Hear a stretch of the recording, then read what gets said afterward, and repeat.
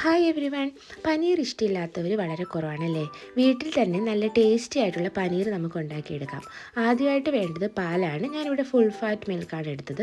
വെള്ളം ഒഴിക്കാതെ തന്നെ എടുക്കാവുന്നതാണ്. വേണമെങ്കിൽ അല്പം വെള്ളം കൂടി എടുക്കാം. പിന്നീട് വേണ്ടത് നാരങ്ങ നീരാണ്. 1/2 ലിറ്റർ പാലിന് 1 നാരങ്ങയുടെ നീരാണ് ഞാൻ ഉപയോഗിച്ചത്. പാല് തിളച്ച് വരുമ്പോഴത്തേക്കും നാരങ്ങ നീര് ഒഴിച്ചു കൊടുക്കുക. ഇതിങ്ങനെ സെപ്പറേറ്റ് ആയിട്ട് വരും. ഒരു മഞ്ഞ കളറിൽ വെള്ളം ഇങ്ങനെ സെപ്പറേറ്റ് ആവുന്ന കാണാം. ഈ ഒരു പരുവാകുമ്പോഴത്തേക്ക് നമുക്കിത് അരിച്ചെടുക്കാവുന്നതാണ്. ഒരു കോട്ടൺ തുണിയിലേക്ക് അരിക്കുന്നതായിരിക്കും നല്ലത്.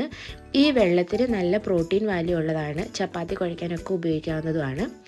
ഇനി ഈ തുണിയിലേക്ക് മാറ്റിയതിന് ശേഷം കുറച്ച് തണുത്ത വെള്ളം ഒഴിക്കുന്നുണ്ട്. ആ നാരങ്ങ നീരിൻ്റെ പുളി ഒന്ന് മാറാനായിട്ടാണ്.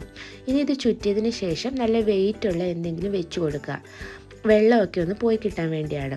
1 മണിക്കൂർ കഴിയുമ്പോഴത്തേക്ക് നല്ല കട്ടിയുള്ള പനീർ റെഡിയാകും. നമുക്ക് ഇഷ്ടമുള്ള ഷേപ്പിൽ നമുക്ക് കട്ട് ചെയ്യാവുന്നതാണ്.